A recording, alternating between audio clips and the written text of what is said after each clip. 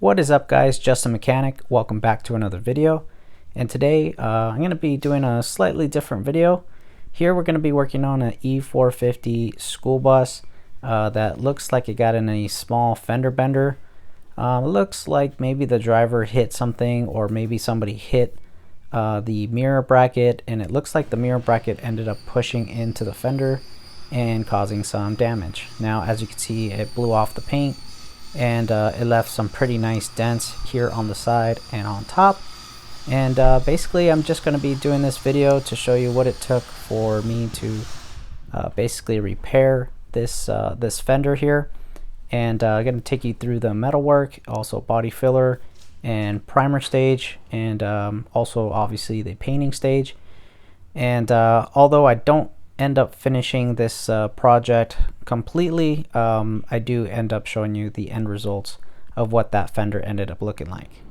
Now, to do this repair, I had to start with taking out the fender. As you can see, it's got a very big inner fender, and where that dent was on the fender, I wasn't able to gain any access to that dent. So usually I would use a dent puller, but here at work we're not really situated for that type of repair. So I opted out for using a hammer and dolly.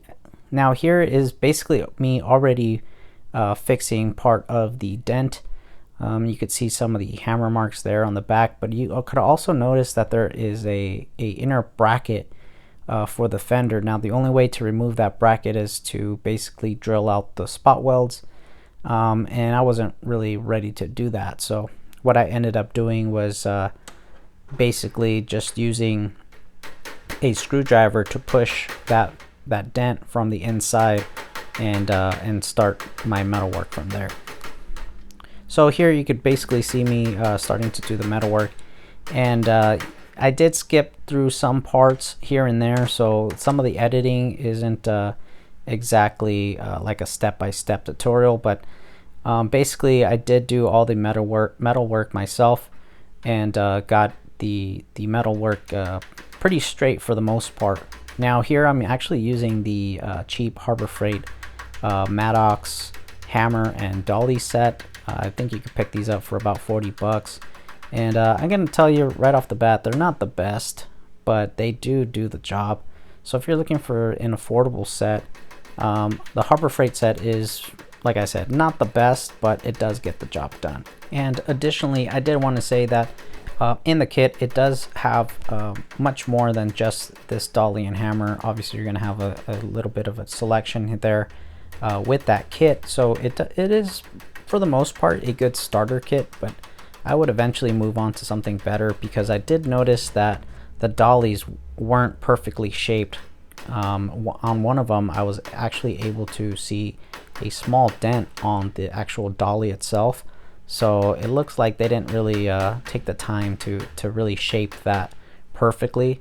And also, what I also noticed was, after this job, I noticed that the hammer was really pitted, and it just seems like possibly the metal that they are using to make these hammers isn't quite hard enough for this type of work. So eventually you do want to upgrade your Harbor Freight hammers to something better. Like I said, it's a cheap set, it's affordable. If you got nothing else, that'll be a great starter set. So here is basically the finished metalwork. As you can see, it came out pretty good. It's not by any means perfect, but for this type of job, and you know, the lack of specialized tools, I think I did a pretty good job. So not trying to toot my own horn there, but you know, it came out pretty good. So basically after that, I went ahead and added some body filler, and you know, got the bodywork kind of straightened out. Then I went ahead and sprayed this Duplicolor scratch filler primer, and basically just went over the body filler spots and see if I could see any more sanding scratches. So when it comes to sanding the primer, I went ahead and selected for a nice soft block. This is I believe a motor guard soft block, And it's what's nice about this, it's very flexible, and it's actually a dual purpose block. So it actually has a gray side and a black side. The black side is more firm and it's made for more aggressive sanding, and the gray side is more ideal for wet sanding. And here we actually were able to get a hold of one of our paint stores that was actually still open, considering that you know, the whole coronavirus thing. They were actually open and willing to sell us some supplies here. So we were very limited on supplies. You know, I asked them for an orbital. They didn't have one. I asked them for a DA and various other stuff. But yeah, the only thing I was able to get was basically some sandpaper and some blocks. Which later on, actually, my parts guy was able to get me some other stuff later on. But this is actually the stuff he was able to get me.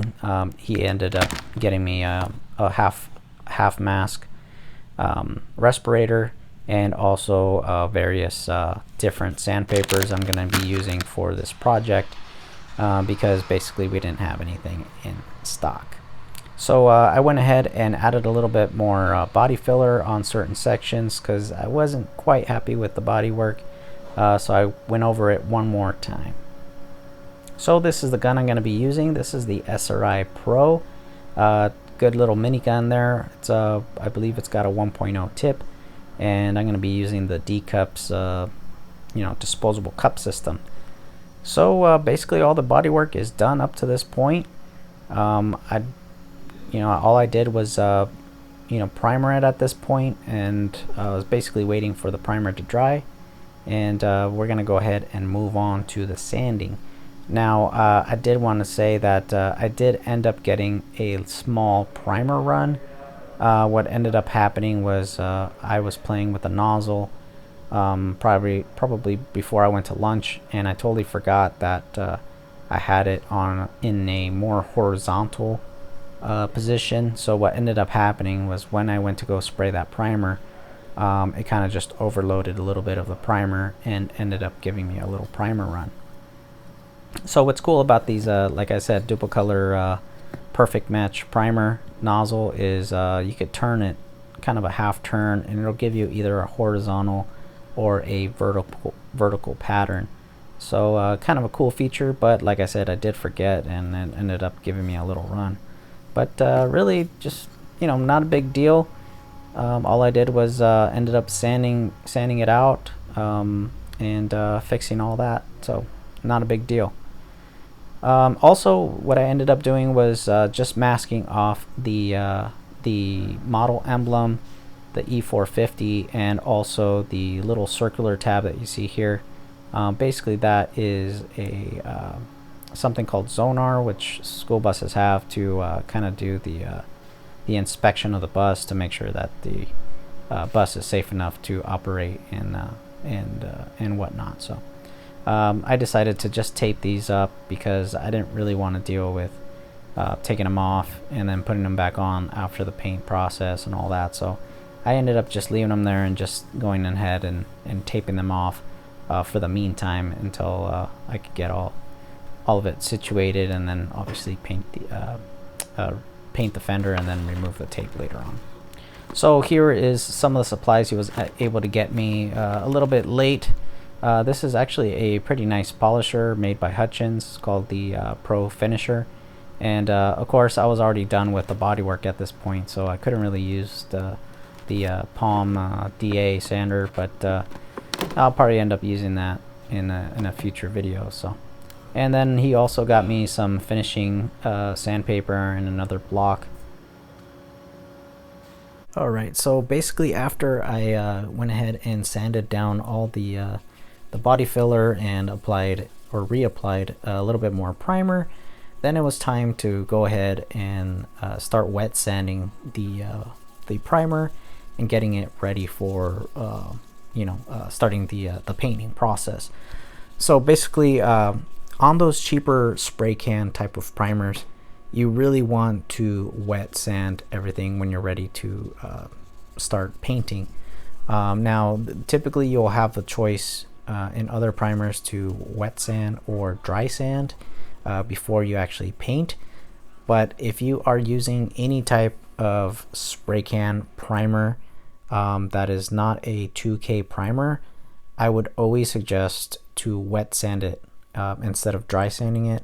The reason being is that primer, you will sand right through it because it goes on very, very thin, and also it doesn't have a lot of build, so therefore you're just gonna sand it right off.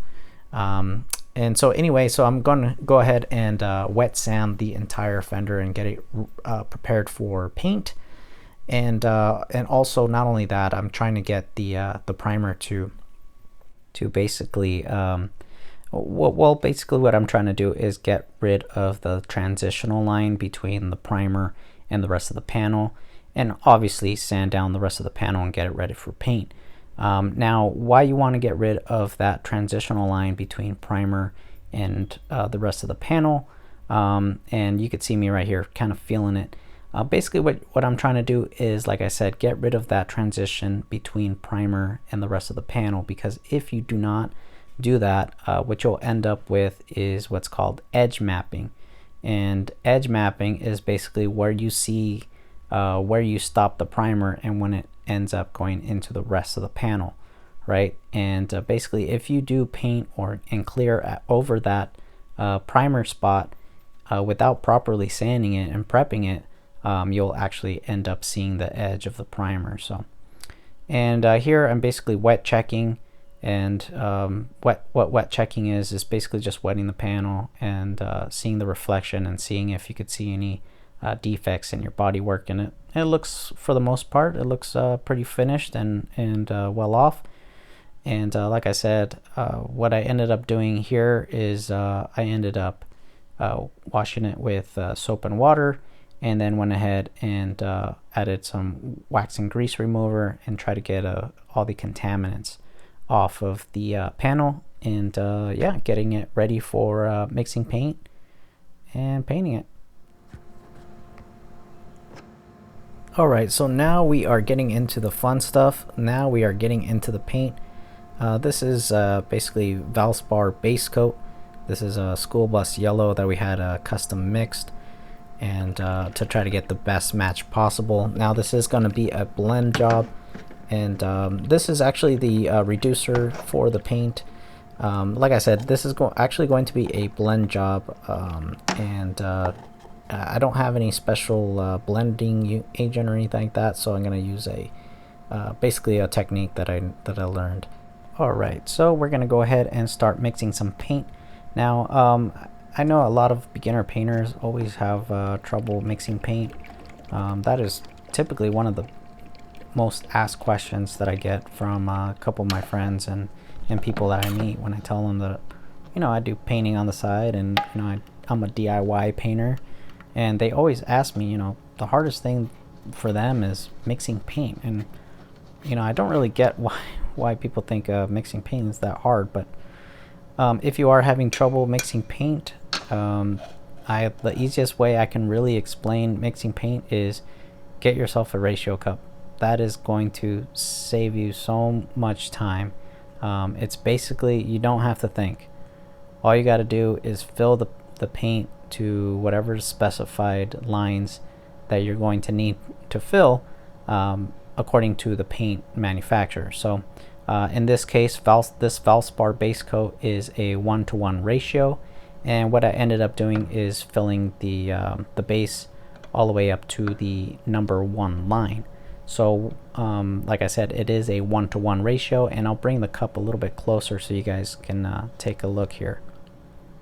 So as you can see, on the left side we got about 3 ounces, but if you look on the right, we have the paint line right to the number 1, and that's basically where we're going to start where the base is supposed to go. Now once I end up adding the reducer, then I go ahead and fill it up to the second line, which is going to be number 1 again, and so on and so forth. So for example, if you fill your base coat to the number 2 line, you're going to go to the second number 2 when you go to and add your reducer, and so on and so forth.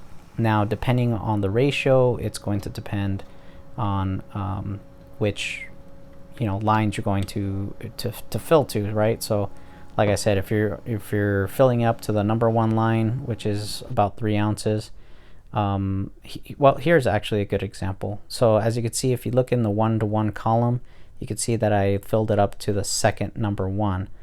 If you go back and look where I filled it up the first time, it went to the first number 1. So basically, like I said, these cups take all the guesswork out of mixing paint. Makes it real easy.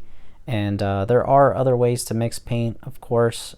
Some stirring sticks actually have some measurements on there, so you could actually use a stirring stick that is basically is like a graduated measuring stick, and it actually has some of the lines that you'll need to mix paint. So like I said, there's various ways to mix paint, but those are probably the easiest ways. So this is where I start making a few mistakes. So basically, I'm going to be using a DeVilbiss D-Cups system, and basically what that is just some disposable cup system. It's supposed to be easier to use, disposable, easier to clean, stuff like that.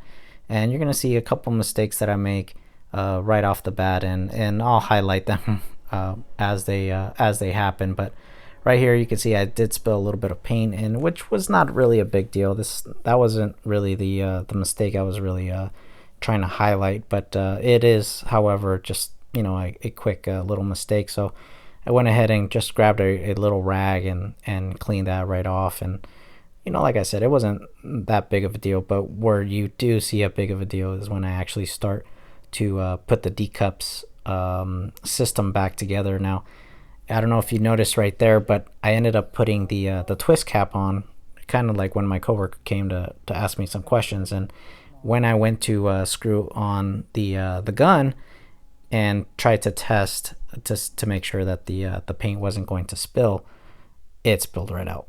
And like I said right there, that was the mistake that I made. And so I kind of had to go back and see what the heck did I do wrong.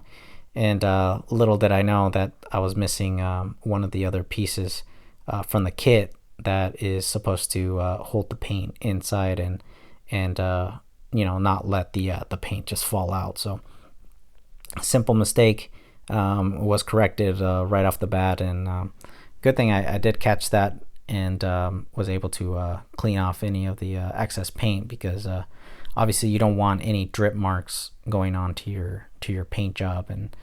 And so yeah, so just a really quick simple mistake. I was able to, like I said, fix that real quick. And here I'm basically just explaining him how the D-Cups system works and what I'm going to be using and whatnot. So he just had little quick questions. So anyway, this is what the fender looks like at before paint. So just doing a quick little walk around, just showing you what it looked like before paint. Like I said, I scuffed the whole the fender down because I am going to clear it. Now, like I said, I am painting this fender outside, and yes, I did get a few bugs and a little bit of trash in it, but really very, very minimal. But you will see that in later on in the video. So now, a couple other things that I did want to mention was I should have used a lighter primer, because yellow, and I kind of knew this already, but I really was limited to the amount of sources of materials that I had. I didn't have a white primer, or at least a white base coat to kind of throw onto the top of the primer, because like I said, we're not really suited for painting here. And like I said, I'm very limited on supplies, so it did take several coats in order to get this yellow to cover this primer. I want to say something around 7 coats of yellow in order to get enough coverage with this color. And that's just the thing with yellow. It's just a very transparent color. And like I said, that was another mistake that I made, was not getting some white paint, or at least white primer or something to try to get that enough coverage with that yellow, but I did manage to get enough coats on there to get rid of that primer line. But as you can see, it's really struggling to cover enough of that primer. And like I said, I ended up primering or painting the primering areas first in order to get enough coverage, and then as the paint as the base paint is covering the primer, I start ending up blending it into the rest of the fender. Now there was another little corner spot that I ended up having to repair later on, and ending up painting right there in that corner. So I went ahead and added a little bit of base there, just to cover up the primer spots. So now I'm going to be able to start applying the base, and as you can see, I'm starting to move a little bit further into the fender. I go right about halfway, and as you can see, I'm painting from left to right and kind of trying to blend that color into the original color of the school bus. Now, like I said, this is kind of a old school technique, I guess you could say, is where you basically start on the left side and kind of slowly work your way towards the center and blending that color in. And that's basically how I blended this color in. Alright, so as mentioned earlier, this is the SRI Pro, and I was actually fairly surprised with this gun. It did an awesome job. Now, as you can see, the yellow eventually covered, and you could barely make out any imperfections on the bodywork. Like I said, the fender overall wasn't 100% perfect. I would say it's probably closer to about 95 to 98%. And passable, I guess you could say. I'm not sure. You guys could tell me and critique my work if you like. Yeah, so that was the blend on the yellow, and like I said, the bodywork didn't come out too bad. I think it's pretty passable. And if you look right here, you could see that I only painted up to about half of the fender, and I went ahead and slowed down the footage so you guys could see that. You could kind of see where the shininess kind of ends right about half of the fender, and that's basically how I blended the fender. So kind of started off from the left and slowly worked your way as you progress in coats. Slowly start making your way over to the other side of the fender, and towards I like to stop right about half, and that's kind of where I blended. That's where I stopped with my blend. Okay, you don't want to go all the way across and end up painting the whole fender, because you're going to end up changing the color, and it's really not going to blend well. You're going to end up seeing that the whole entire fender is a different color than the rest of the bus. So anyway, that was my blend job, and I would say the way that this fender came out, I would say it blended out great. And like I said, I could have done a little bit better on the bodywork, but overall I think it came out pretty good. Now I went ahead and put the yellow base in the sun, not only to bake, but also to see if I could see any of the primer before I end up clearing it. Now basically what you want to do is put it out in the sun or put it out in the shade, so to try to see if you could see the primer lines, right? Because obviously if you could still see the primer, then you don't have enough coverage, and you're going to end up seeing that. Clear will not cover that, so you got to make sure that that primer is nice and covered. And as you can see right here, you can see that the blend was pretty good. Now for clear coat, we're going to go ahead and use the Spray Max 2K Clear. Like I said, this is a 2K, so basically it has a little plunger on the bottom that you use and to mix in the second component, while I'm leaving the fender the base coat to fully flash off. So based on the instructions, you're going to go ahead and shake the can, and you do want to use a respirator because this is a 2K clear coat. Now basically what you do to use this is basically you take off this little red plunger that you see here, or that I'm showing there, and what you do is you end up putting that little red plunger on the bottom, and what you end up doing is pushing in. Now what I ended up doing to push in that little red button is I press it on the ground and then just go ahead and put my weight on, and you can basically feel when it goes in. But if you want a good indication, what you do is you press it with your hand, and if you could feel that plunger going in and out, then that means it's punctured. And basically what you want to do is just mix it up, and yeah, once you mix it enough or shake it enough, then you're ready to start spraying your clear.